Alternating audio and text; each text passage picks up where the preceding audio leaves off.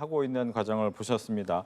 이제 김상옥 의원 국민의힘에서 이제 탈당을 한 이후에 지지 선언을 했고 이제 오늘 만났습니다. 그렇기 때문에 아마 조만간 또 입당하지 않을까라는 예상이 드는데 여기에 대해서 먼저 아무래도 이제 탈당을 했기 때문에 입장을 좀 들어보겠습니다.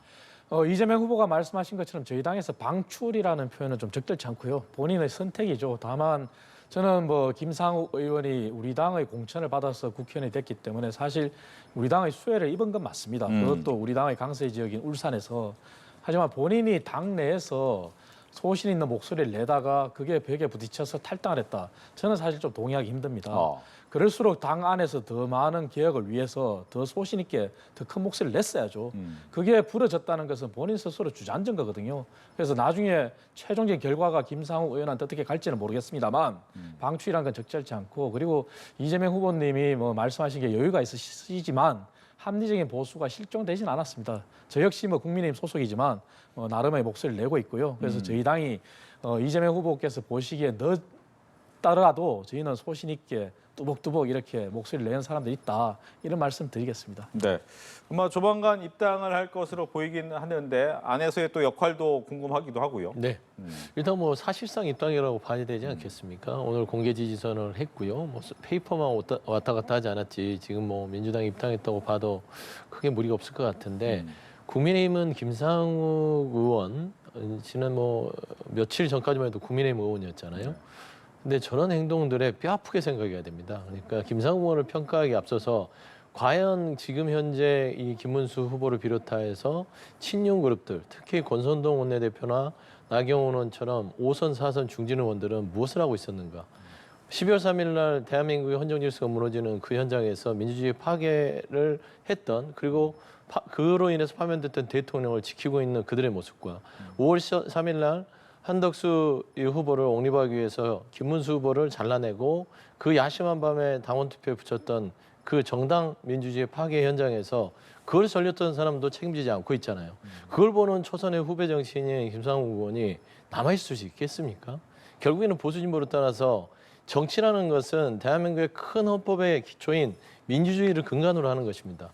민주주의의 근간을 잃어버린 정당은 존립의 가치가 없는 것이죠. 그런 의미에서 초선 의원의 울림과 동시에 밖에 뛰쳐나왔다는 것은 이게 민주당의 입당과 무관하게 지금 현재 국민의힘이 과연 민주주의를 말할 수 있는 정당의 존립을 행태를 가지고 있는지에 대해서 돌아보는 것들이 먼저지 않을까. 저는 그런 평가를 좀 하고 싶습니다. 예. 근데 여기서 한 얘기가 이재명 후보를 향해서 보수주의자다라고 얘기를 했단 말이에요. 그러면 국민의힘 입장에서는 국민의힘이 모습을 원래 표방해야 되는데 여기에 대해서는 또 어떻게 생각하시는지 궁금합니다.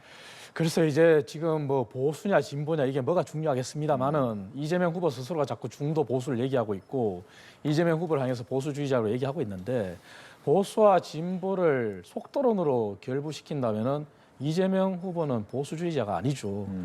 진보에 넘어서서 급진주의자라고 할 수가 있죠. 주 4.5일째도 넘어서 주 4일째까지 얘기했던 적이 있지 않습니까? 그런 측면에서 본다면 정책적인 면에서도 진보다, 그렇게 봐야 되고요. 저희 당이 보수를 표방하지만 사실 합리적 보수, 물론 당내에 목소리가 있습니다. 저는 지적하신 대로 당내의 어떤 이번의 사태, 1년에 한밤의 쿠데타, 국민들께 드릴 말씀은 없지만 그래도 당원들이, 일반 국민의 정서와 결을 같이 하는 당원들이 정당 민주주의를 지켜냈다. 그래서 저희 당에 아직까지 그러한 합리적인 목소리를 내는 그런 사람이 저를 포함해서 충분히 살아있고 정당 민주주의가 무너지진 않았다. 당원들이 지켜냈다. 그런 말씀을 드리겠습니다. 네, 이재명 후보는 보수주의자다.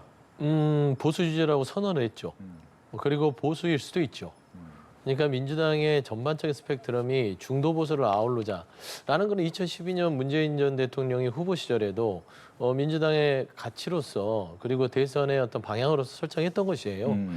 그런 부분들이 이제 이 집권을 하고 쭉 이렇게 정치가 진행되면서 확장성을 갖지 못했던 것들은 여러 가지 전반적 여건 자체가 국민의힘이나 당시에 자유한국당이나 이런 부분에 있어서의 중도 보수의 협치가 좀 멀리 가서 그런 것이지, 사실상 이 정치라는 것들이요, 진보와 보수가 국민들이 잘 살게 하는 부분에 정말 합을 맞추면 중도 보수는 서로 경쟁을 할 수 있는 영역입니다.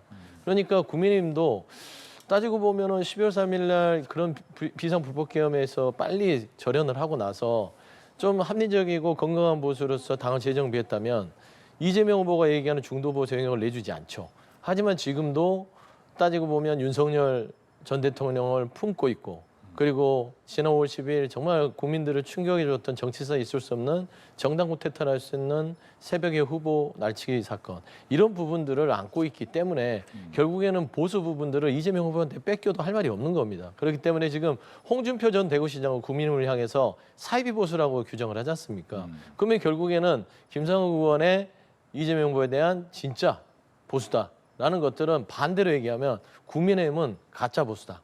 라고 얘기하는 것이기 때문에 지금 이재명 후보를 추앙하기 위한 참된 보수주의라기보다는 그 반대급부에 있는 자신이 떠난 그리고 자신의 친정에도 국민의힘이 지금 현재 모습은 가짜 보수다라고 저는 지켜가고 있다고 보는 게 훨씬 더 그 뜻을 내포하고 있다고 봅니다. 네. 여론조사 결과